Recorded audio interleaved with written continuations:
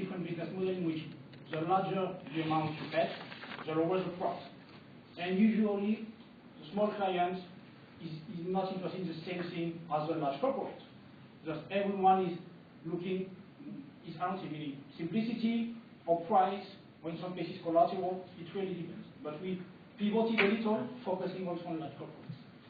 Every financial services company has one big hurdle to overcome, trust, because you're dealing with people now. Do you do KYC for your clients, and how do you ensure that one of those big, trade doesn't flop because there's counterpartners that you're going to check?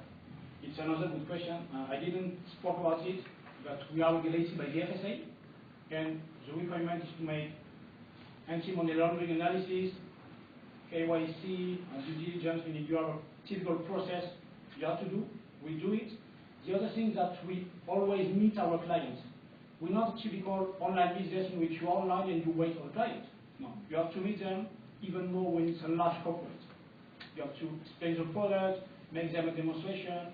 Usually the clients say, look, I may hedge 50 million, but I will start with 50,000. Fine. Make just a test with 50,000, then you will hedge 200,000, and then what you want. What's fine also is that the context is really helping us, because maybe 5 years ago people might have said, look, banks are really reliable, you have a new product, I don't think I will do it. But now, given that a lot of our clients are really, really scary about the reliability of the financial system, it's much easier to get trust. Because finally, they consider that also the financial traditional one is not so reliable. And another important thing, which is much more macro, what's fine with this concept that you do not have any systemic risk. Meaning, the risk is spread among a large number of clients and companies. If one bankrupt, the system is not directly impacted. While when you have an investment bank which is selling derivatives, if it bankrupts, the world system may bankrupt. What are your fees and margins in terms of competitors? Plug it in. Yeah, the battery's going. Discount, regular discount. Yeah. We trade with a mid-market rate, meaning there is no bid ask, no spread. It's really, if you take a Bloomberg, you look the bid, the ask, you make an average. This is the rate we offer. And then, depending on your side, you will be shared more or less. Based on the business cases we made for our 25 clients, we know that we divide the price of the derivative by 2 to 8. It depends on the size. What is the approximate discount if you were explaining it to somebody? Imagine that you pay with your bank, maybe you pay to an SME 1% of your deal. With that, you can pay 0.3%. Thanks a lot. Up next, we have Infogram from Latvia and Fractal. You're next.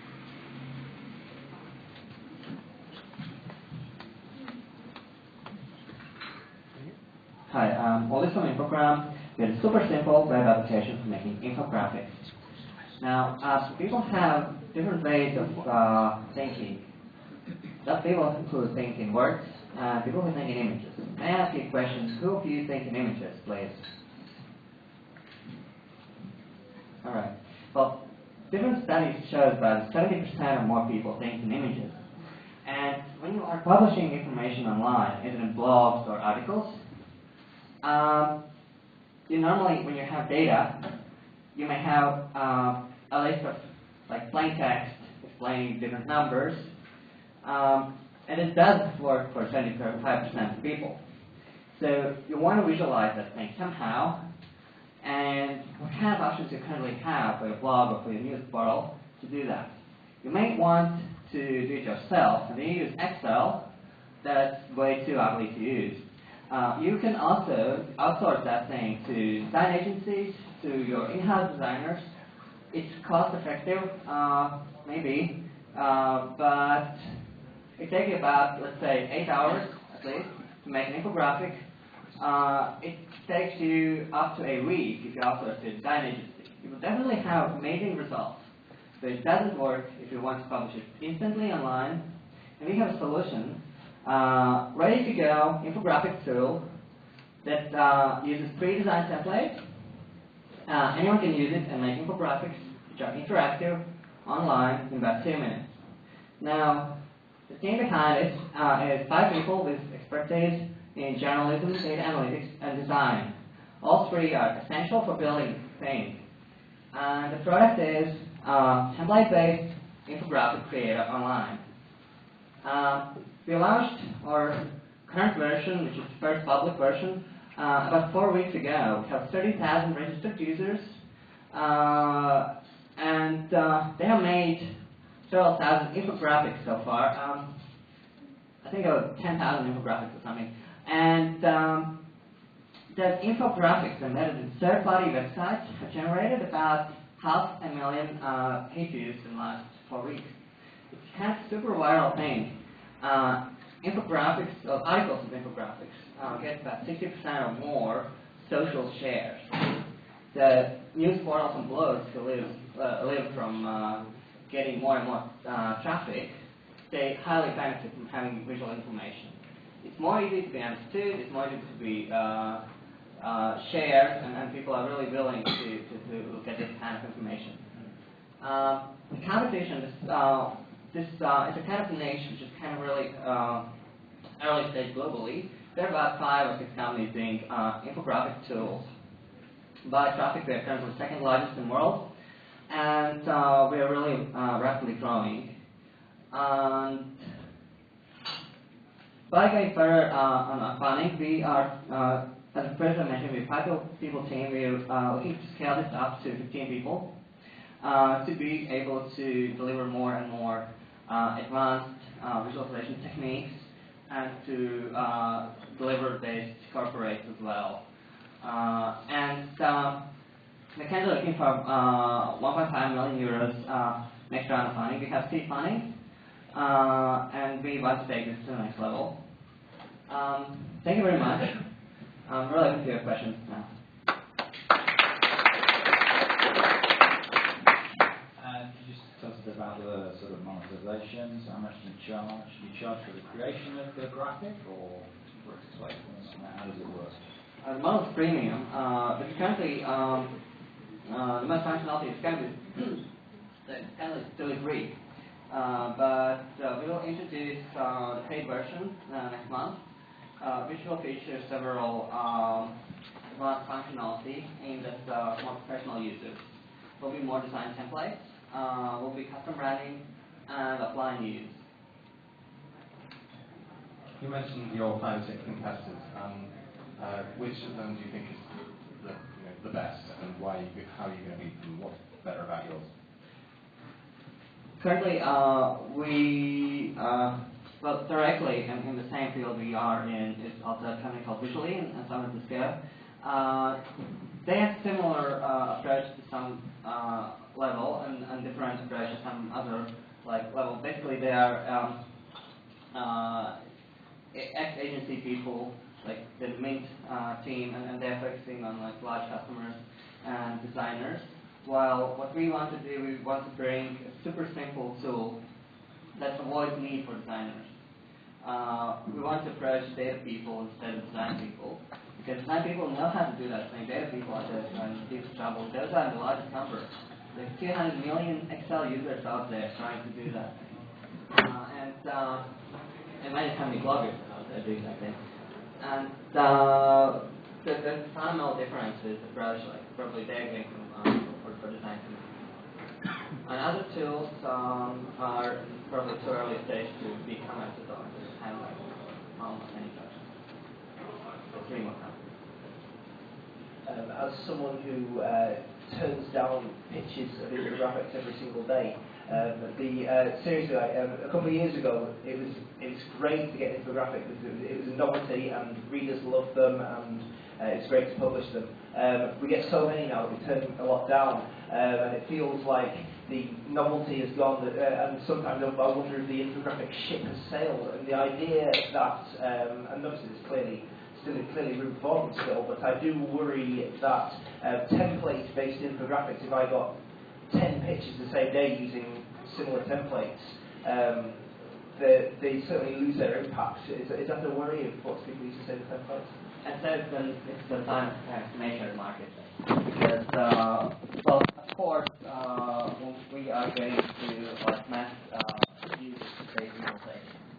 But the problem is currently people are using the same looking Excel charts which are just totally ugly. They are not using exactly anything instead of that. They're not hiring more design agencies to do that.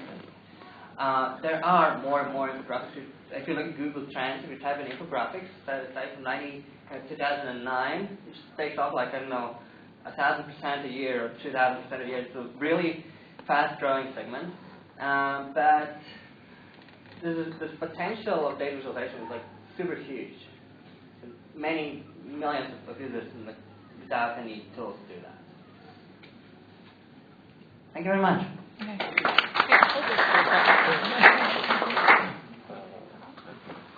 Up next is Fractal from the UK, and after that is Compromise.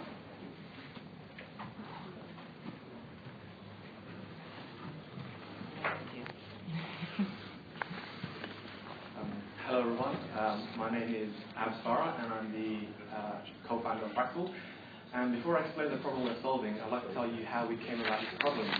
So my brother and I were studying computer science about 2 years ago at university, and at one point a particular client asked us to do an email marketing campaign for them. So we said, yeah, sure, we can do that. We hadn't done it before, but it's only HTML and CSS, so how hard could it be? So my brother designed the campaign, and then I coded it up, and then we sent it out to a few different email clients. And what we noticed was that there were differences in what the email looked like in Gmail, Hotmail, and Outlook. And just to illustrate this point, I'd like to give you an example. This is an email campaign sent out by Disney. As you can see in Gmail, it looks great. So the same email on the iPad is broken in a few places. And we thought, why is this happening? What's going on? And after some research, we found out that the main compatibility problems were not an actual solution. We thought, how hard could it be to build something that takes bad HTML into good HTML? So we thought, it can't be that difficult, so we'll worry about the compatibility issues to transform into something that works across all email clients. We developed a few other tools, but our main offering is the AutoFixer. And let's just talk about our business model. It's twofold. We have a subscription model, so the more email marketing campaigns that you do, the more you'll pay each month. And we also have an API, which is what we're excited about. We want to integrate with guys like MailChimp, Campaign Monitor, Aweber, Constant Contact, Vertical Response. There's loads of these ESPs out there. And what we'd love to do in the future is for you to be able to, for example, log into your MailChimp account and just press a button that says, fix my email, and then you send it off. In terms of market size, I'll give you some figures. Forrester reports by the year 2016, 15.7 billion will be spent on email marketing. Of that, 20% will be spent on the creative side, the designing, the coding, and the testing of HTML, which is our addressable market, which is a 3 billion plus market each year. In terms of team, like I mentioned, I studied computer science at university. My brother studied computing at Imperial. Our CTO used to be the CTO of Hot Property for about 9 years until it was acquired. And more importantly, we're all motivated to realize the vision of Fractal. Back in September, we raised a small seed round, and now we're hoping to raise a larger seed round. And just to make it clear, this isn't something that's currently being offered by anyone else. The market is large enough. We've reached product market fit, and